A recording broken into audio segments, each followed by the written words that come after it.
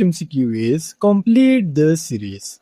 अच्छा, MCQs number first को समझाने से पहले आज आपको रेशो बता देता हूँ कि आज कितने स्टूडेंट्स अपेयर हुए हैं और कितने स्टूडेंट्स इसमें पास हुए हैं। अल्हम्दुलिल्लाह आज टोटल मेरे 18 स्टूडेंट्स अपेयर हुए हैं। इसमें 16 बच्चे पास हैं और 2 बच्चे इसमें फेल हैं।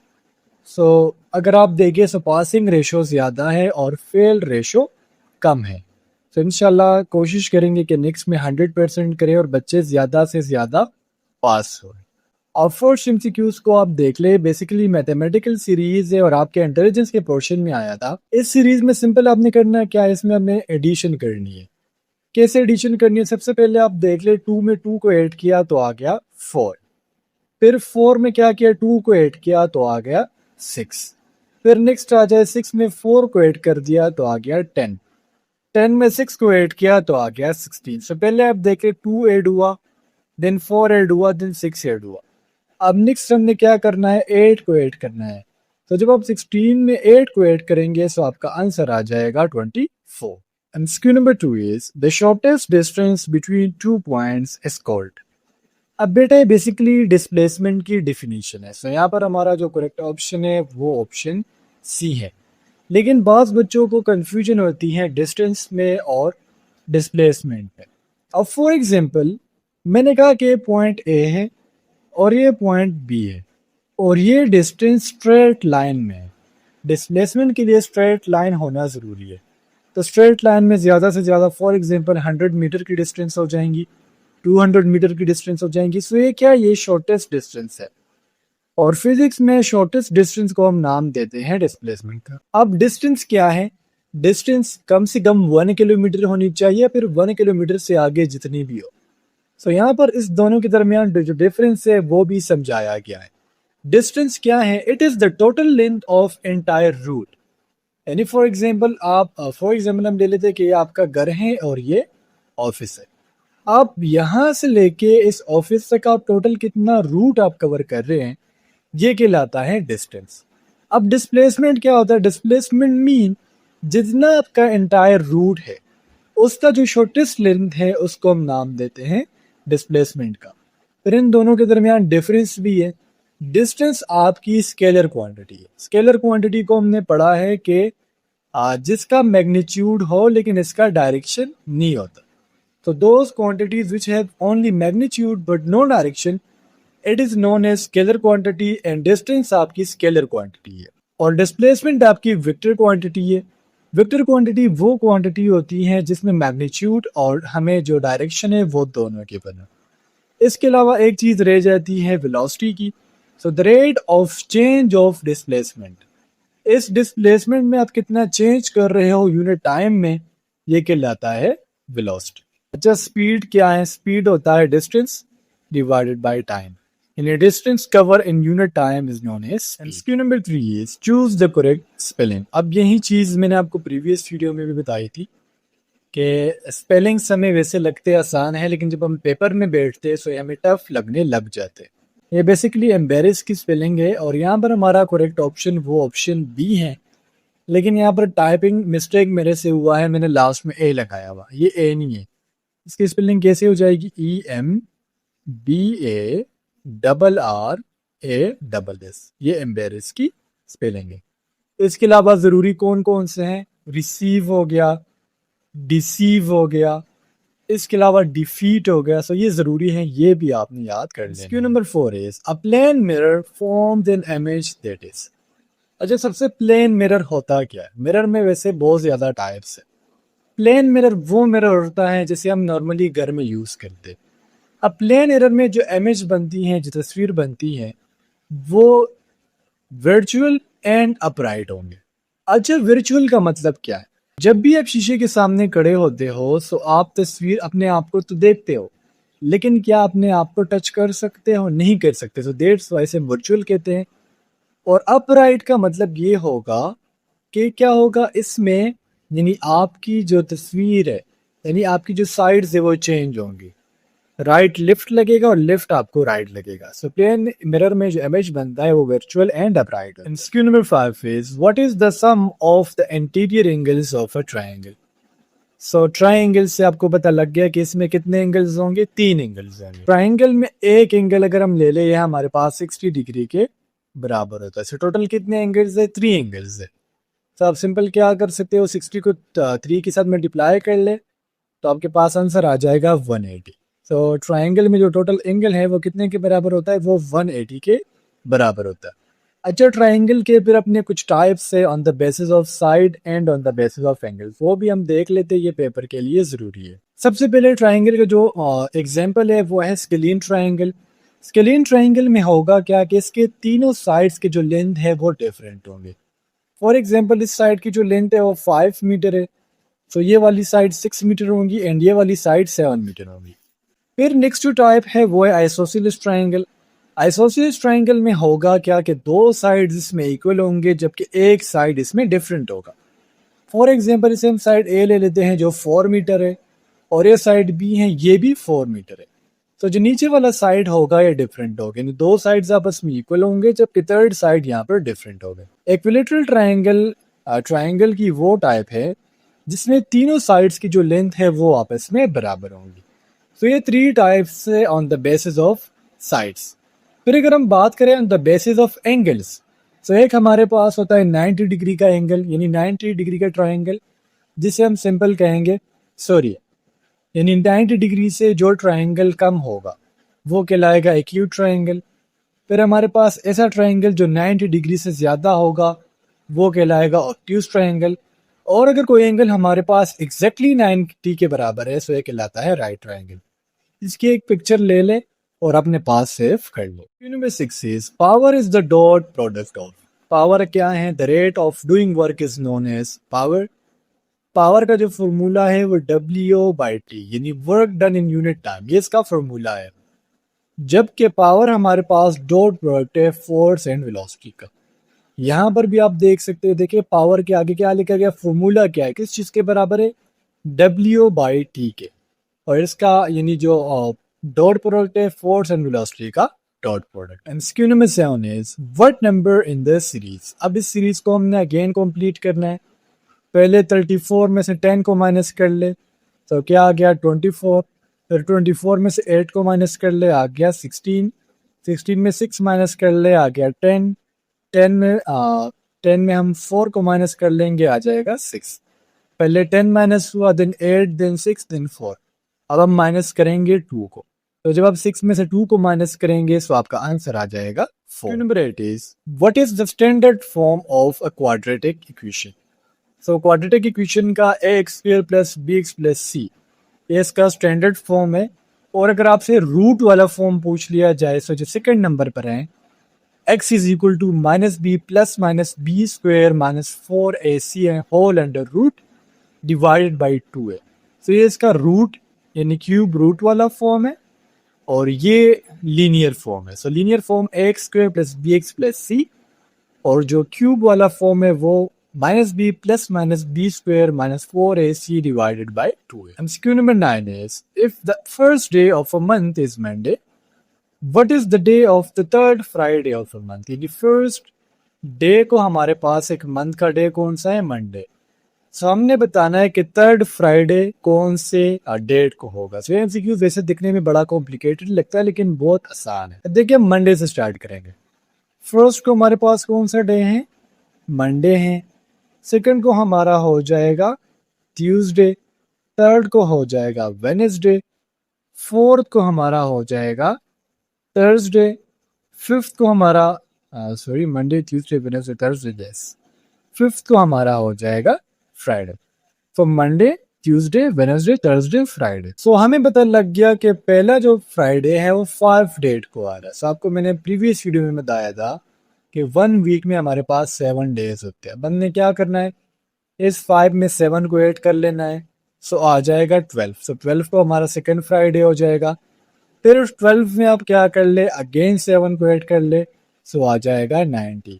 यानी हमारी जो थर्ड फ्राइडे है वो किस डेट को होंगी, वो होंगी 90। MCQ number 10 is what is the mathematical statement of the first law of thermodynamics. अच्छा, थर्मो का मतलब क्या है, थर्मो का मतलब है हीट या फिर टेम्परेचर, और डायनामिक्स में हम पढ़ते हैं एनर्जी वर्क एंड हीट को। सो यानी हमने हीट को पढ़ना है with respect to work and energy.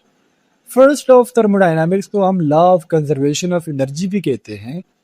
और first law of thermodynamics statement के मुताबिक एनर्जी ना हम क्रिएट कर सकते हैं ना उसको हम ज़ाया कर सकते, बल्कि एनर्जी एक फॉर्म से दूसरी फॉर्म में कन्वर्ट होती है। और फर्स्ट लॉ ऑफ थर्मोडायनामिक्स का जो मैथमेटिकल फॉर्म है वो क्या है, डिल यू क्या है, del U is equal to Q minus W, या फिर इसका जो सेकंड मैथमेटिकल फॉर्म है वो है del E is equal to Q plus W. से दोनों इसके मैथमेटिकल फॉर्म है। डेल यू क्या है, चेंज इन इंटरनल एनर्जी, यानी आप फॉर एग्जांपल आपने किसी बर्तन में पानी रखा है और आपने नीचे से चूल्हा जला लिया। अब आप इसकी एनर्जी में यानी जो बर्तन है इसमें कितना चेंज कर रहे हैं। क्यों क्या है, क्यों यहाँ पर यानी जो आपने चूल्हे के ऊपर बर्तन रखा उसके अंदर कितना हीट है, और डब्ल्यू क्या है, डब्ल्यू आपका वर्क डन है।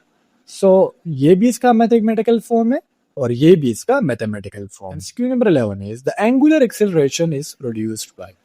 अच्छा, एक्सेलरेशन होता क्या है, जब भी वेलोसिटी में चेंज आए the rate of change of velocity is known as acceleration. फिर एक्सेलरेशन के टू टाइप्स है, linear and angular acceleration. Linear acceleration से मुराद क्या है, जो स्ट्रेट लाइन में, फॉर एग्जांपल कोई गाड़ी स्ट्रेट लाइन में जा रही है, इसके वेलोसिटी में चेंज आ रहा है, इसे कहलाएगा लीनियर एक्सेलरेशन। और अगर फॉर एग्जांपल कोई बॉडी है वो गोल सर्कल में जा रही है, इस टाइम पर इसकी वेलोसिटी में जो चेंज आएगा वो कहलाएगा एंगुलर एक्सेलरेशन। और एंगुलर एक्सेलरेशन होता क्या है, ड्यू टू टॉर्क। टॉर्क को हम कहते हैं rotating force, so that's why torque की वजह से जो एक्सेलरेशन पैदा होगा वो कहलाएगा angular acceleration. Question number 12 is the SI unit of power. तो ऑप्शन ए को देख ले, फोर्स। सो फोर्स असल में यूनिट नहीं है, इसका जो ऐसा यूनिट है वो न्यूटन है, चार्ज का कॉलम है, करंट का एम्पेयर है। जो ऑप्शन डी है वोट, ये हमारे पास असल में पावर का ऐसा यूनिट है। यहाँ पर मैंने 7 बेस यानी जो 7 बेस यूनिट्स है वो दिए हुए हैं, ये आपने लाजमी याद करना है। मैं जूम कर लेता हूँ, इसका एक स्क्रीनशॉट लेके अपने पास सेव कर ले, ये ज़रूरी है। इसमें देख ले, टाइम है, लेंथ है, मैस है, इलेक्ट्रिक करंट है, टेम्परेचर है, अमाउंट ऑफ सब्सटेंस है एंड लुमिनस इंटेंसिटी है। ये 7 बेस यूनिट से ज़रूरी हैं, ये आपने याद रखना है। Excuse number 13 is with the increase in temperature heat will be. यानी अगर आप टेम्परेचर को इंक्रीज करते हो तो हीट के साथ क्या होगा। सो लाजमी सी बात है, अगर हीट को आप ऐसा समझ ले कि हीट और टेम्परेचर के दरमियान डायरेक्ट रिलेशन है। हीट बढ़ाएंगे टेम्परेचर बढ़ेगा, टेम्परेचर बढ़ेगा हीट बढ़ेगा। अगर हीट कम हो रहा है तो टेम्परेचर भी कम होगा। सो हीट और टेम्परेचर के दरमियान डायरेक्ट रिलेशन है। तो दैट्स व्हाई हम कहेंगे अगर आप हीट को बढ़ाते हैं तो टेम्परेचर भी बढ़ेगा, या फिर अगर आप टेम्परेचर को बढ़ाते हैं तो हीट भी। Number 14 is additive inverse of -8। अच्छा, एडिटिव इनवर्स का मतलब क्या है। फॉर एग्जाम्पल हमें कोई नंबर दिया गया है, यहाँ पर मैं ले लेता हूँ, बल्कि यहाँ से ही समझ लेते, यहाँ से जूम हो जाओ, ये में नंबर दिया गया है -5। अब एडिटिव इनवर्स का मतलब क्या है कि इस -5 के साथ हम ऐसे नंबर को ऐड कर ले जिससे हमारे पास आंसर 0 आए, तो इसको हम नाम देंगे एडिटिव इनवर्स का। तो अब मेरे पास -5 है, इससे 0 तब आएगा जब इसे +5 ऐड करेंगे। सो -5 इंटू +5 ये हमारे पास आ जाएगा 0। अब यहाँ पर देखिए -8 दिया गया है, सो -8 में मैं से क्या ऐड करूँ कि इसका आंसर 0 है। तो अगर हम -8 में 8 को ऐड करेंगे तो हमारा आंसर तब 0 आएगा। सो हमारा करेक्ट ऑप्शन ऑप्शन ए है। या फिर आप सिंपल ऐसे भी कर सकते हैं कि एडिटिव इनवर्स में यानी इस नंबर के सामने -8 है, तो आप सिंपल इसको चेंज कर दे +8 में। अगर +8 है तो इसके सामने माइनस लगा ले, आप इसको चेंज कर ले -8 में। सिंपल ये एडिटिव इनवर्स है। अच्छा, एडिटिव इनवर्स 0 के बराबर होता है और एक होता है मल्टीप्लिकेटिव इनवर्स जो 1 के बराबर होता है। Question number 15 is the order of 1/2। Order में बेटा एक बात याद रखिएगा कि ऑर्डर हमारे पास रोज मल्टीप्लाई बाय कॉलम के बराबर होता है। पहले आपने रोज लिखनी है, देन आपने कॉलम्स लिखनी है। आपने ये गलती नहीं करनी कि कॉलम बाय रो कर ले, इसका ऑर्डर फिर गलत होगा। अब यहाँ पर देख ले, एक रो है तो ये हो जाएगा 1, बीच में आ जाएगा मल्टीप्लिकेशन, कितने कॉलम से 2, ये हो जाएगा 2। सो हमारा ऑर्डर क्या है, वो 1/2 है। अब यहाँ पर देख ले, यहाँ से भी थोड़ा सा समझ लेते हैं। ये हमारे पास एक मैट्रिक्स दिया गया है, कितने कॉलम्स है 1, यहाँ पर देख ले, ये 1, ये 2 और ये 3। रोज कितने हैं 1 तो इसका ऑर्डर क्या होगा 2/3, यानी नंबर ऑफ रोज कितने हैं 2 है और नंबर ऑफ कॉलम्स कितने हैं वो 3 है। Question number 16 is point 43 lies in which quadrant. तो पहले हम क्वाड्रेंट्स को देख लेते हैं। अगर फर्स्ट क्वाड्रेंट की बात की जाए तो यहाँ पर दोनों वैल्यूज पॉजिटिव होंगी। अगर हम सेकंड क्वाड्रेंट की बात करें तो यहाँ पर एक वैल्यू माइनस जबकि दूसरी वैल्यू प्लस में होंगी। आप ऐसे कह ले कि -x यानी -x है और जो प्लस है ये आपका y है। यहाँ पर ये x है, यहाँ पर ये y है। फिर थर्ड क्वाड्रेंट में आ जाए, यहाँ पर ये x है, यहाँ पर ये y है। फिर फोर्थ में आ जाए, यहाँ पर ये x है, यहाँ पर ये y है। सो क्या होगा, फर्स्ट क्वाड्रेंट में x और y दोनों की वैल्यू पॉजिटिव होंगी। सेकंड क्वाड्रेंट में x की वैल्यू नेगेटिव जबकि y की वैल्यू पॉजिटिव होंगी। थर्ड क्वाड्रेंट में x और y की दोनों यानी दोनों की जो वैल्यूज है वो नेगेटिव होंगी। जबकि फोर्थ क्वाड्रेंट में x की वैल्यू पॉजिटिव और y की वैल्यू नेगेटिव होंगी।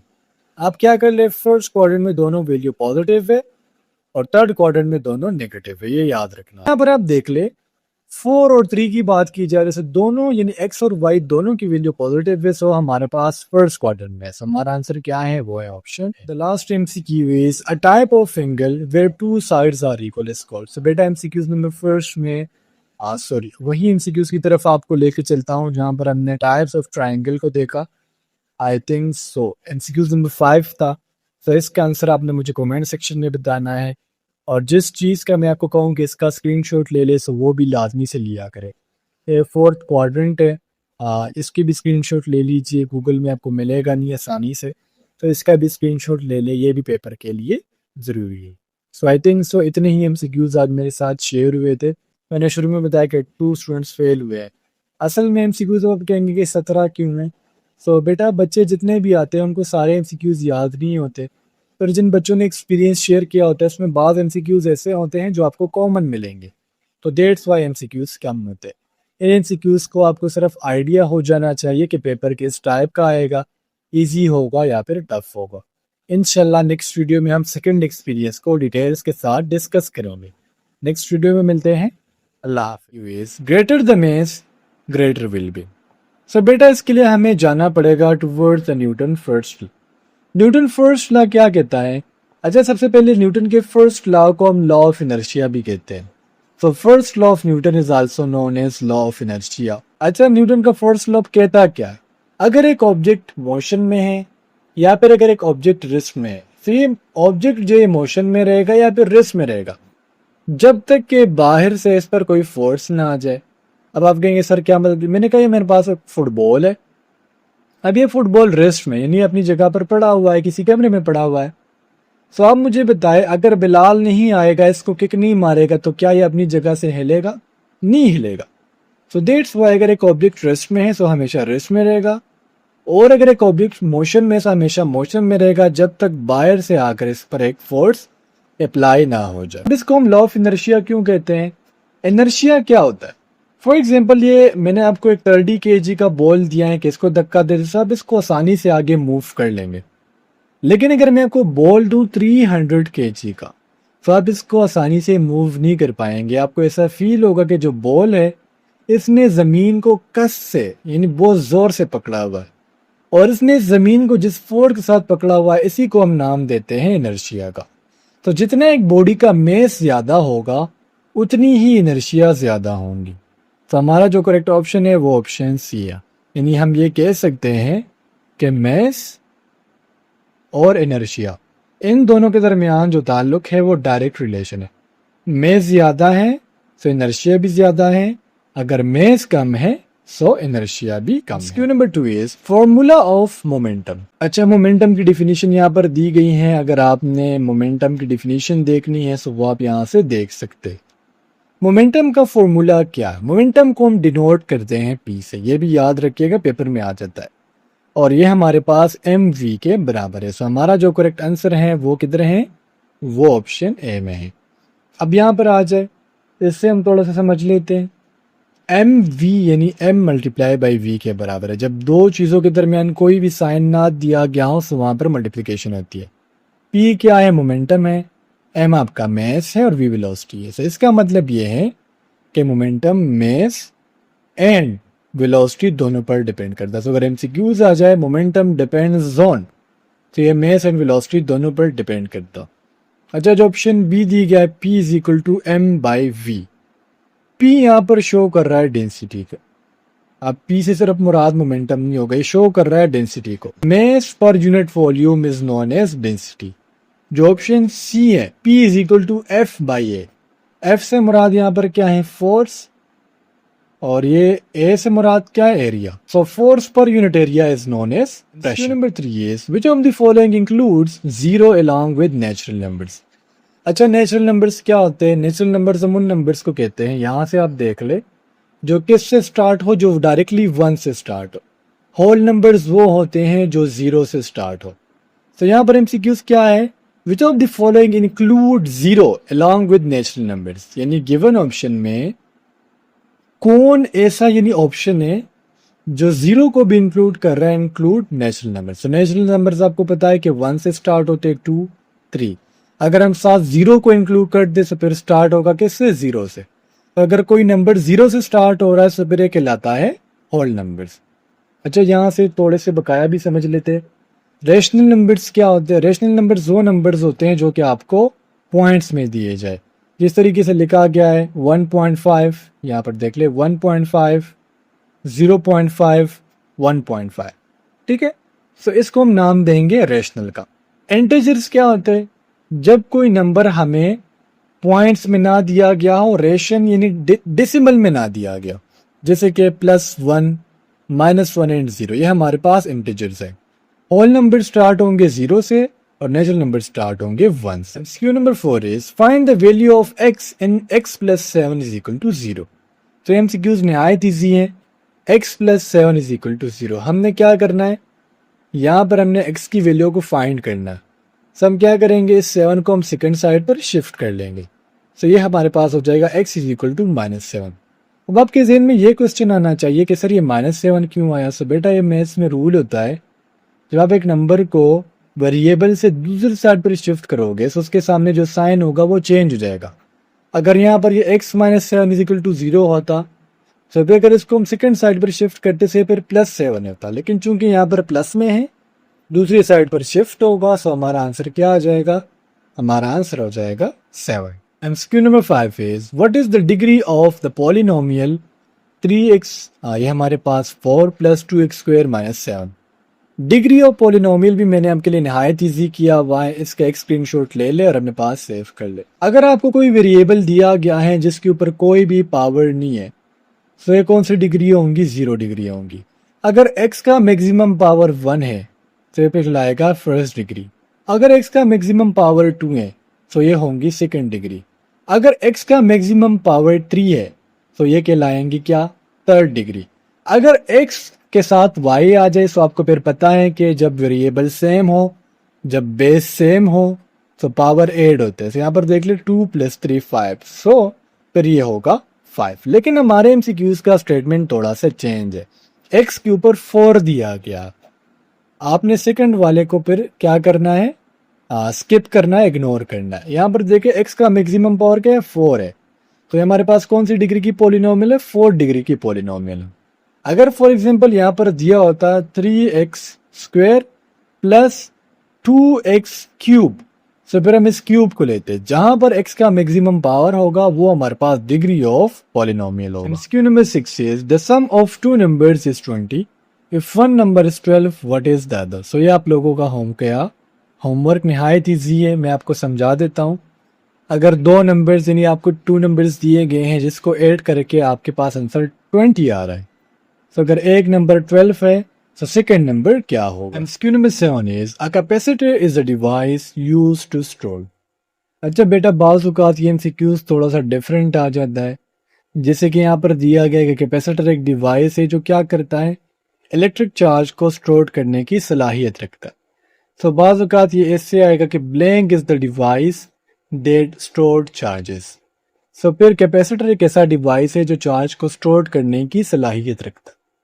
यहाँ तक कि आपके फ़ैन में जो कैपेसिटर लगा हुआ है, आप जब लाइट चली भी जाए 2 घंटे के बाद बेशक आप कैपेसिटर को उठा ले, तो जब इसको हाथ लगाएंगे आपको करंट लगेगा। इट्स मीन के चार्ज क्या करता है, स्टोर करता है। पाकिस्तान एयरफोर्स के लिए हम अपने 3 कोर्सेज ऑफर करते हैं। अगर आप इससे प्रिपरेशन करेंगे तो इंशाल्लाह आपका टेस्ट पास होगा। कोर्स नंबर 1 आपको PDF की फॉर्म में मिलेगा और इसकी जो प्राइस है वो 2200 है।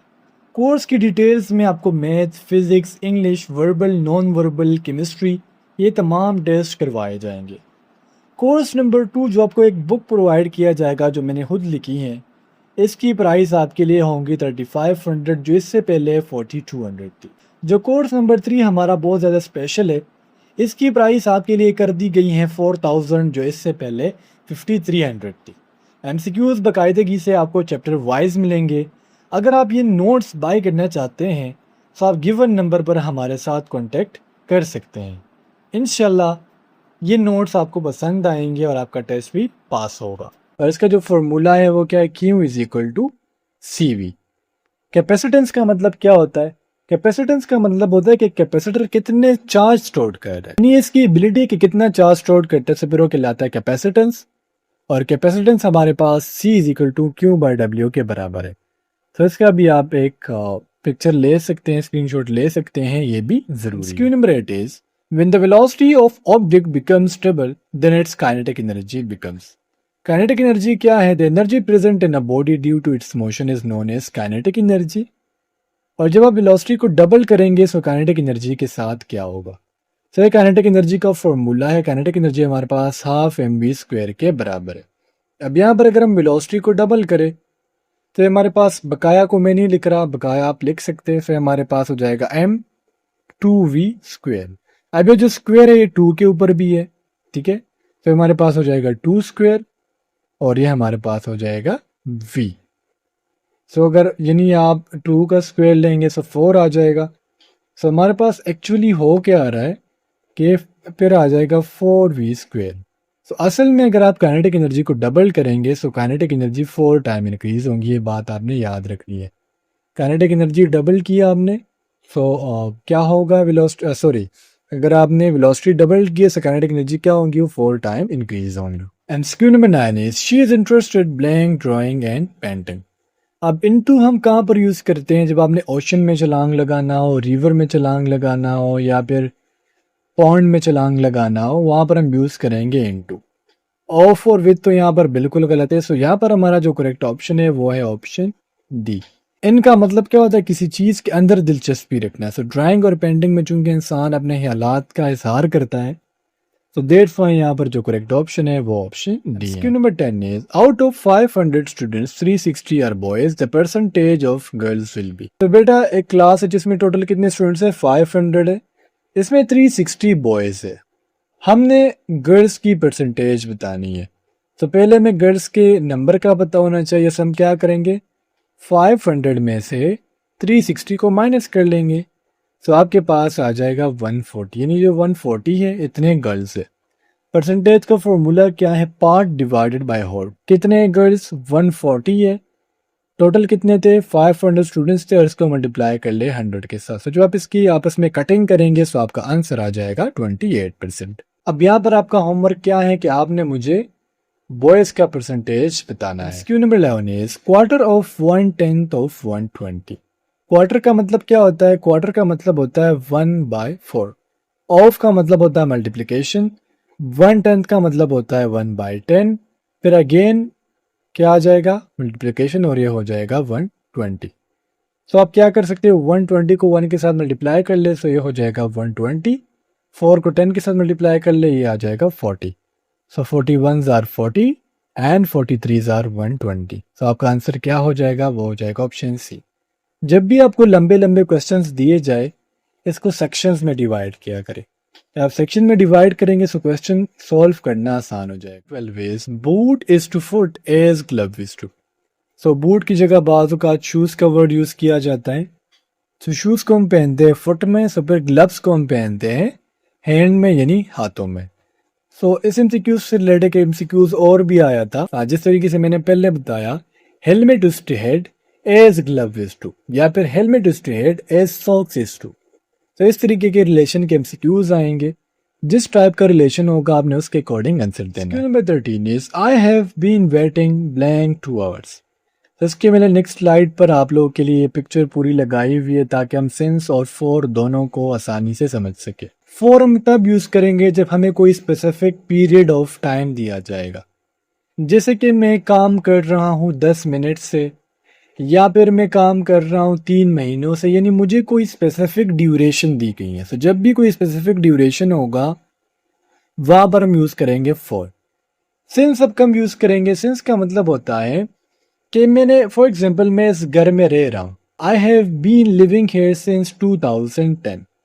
सो अगर हमें कोई यानी ईयर दिया गया है और कोई स्पेसिफिक टाइम नहीं बताया गया, देखिए फॉर के केस में हमें जो स्पेसिफिक टाइम बताया जाता है, जिस तरीके से 1 वीक से या फिर 3 महीनों से या फिर 1 घंटों से 2 घंटों से सुबह से, यानी जब भी हमें स्पेसिफिक टाइम दिया जाएगा वहां पर हम यूज़ करेंगे फॉर को। और अगर हमें ईयर दिया गया है या फिर इस तरीके से यहाँ पर आप देख ले सिंस मंडे लिखा गया है या फिर सिंस 8 AM लिखा गया है, तो फिर हम क्या करेंगे, सिंस को यूज़ करेंगे। अब यहाँ पर आपने इस चीज़ को देख के मुझे आंसर बताना है। यहाँ पर देखिए स्पेसिफिक ड्यूरेशन दी गई है 2 आवर्स की, तो दैट्स व्हाई यहाँ पर हम यूज़ करेंगे फॉर को। नेक्स्ट एमसीक्यूज पर आ जाए, she is married blank doctor. अब यहाँ पर बास बच्चों को कंफ्यूजन होती है कि सर हम डायरेक्ट विद लगाएंगे, लेकिन यहाँ पर आपने विद नहीं लगाना। यहाँ पर जो करेक्ट पोजीशन है वो ऑप्शन डी है, she is married to a doctor. MCQ number 15 is blank sun rises in the east. So ये एमसीक्यूज लिया गया है आर्टिकल से। आर्टिकल मैंने आपको बार बार बताया हुआ है कि 3 टाइप्स के आर्टिकल्स है, article an, article a and article the. अगर आपको कोई नाउन दिया गया है जो सिंगुलर और काउंटेबल है तो वहां पर एन और आ लगाएंगे। अगर कोई नाउन दिया गया है जो बहुत ज्यादा स्पेसिफिक है तो वहां पर दा लगाएंगे। अब यहाँ पर हमारा नाउन क्या है, सन हमारा नाउन है, तो सन स्पेसिफिक है कि नहीं है, दुनिया में एक ही सन है ना, तो सन स्पेसिफिक है, तो दैट्स व्हाई यहाँ पर हम आर्टिकल दा को यूज करेंगे।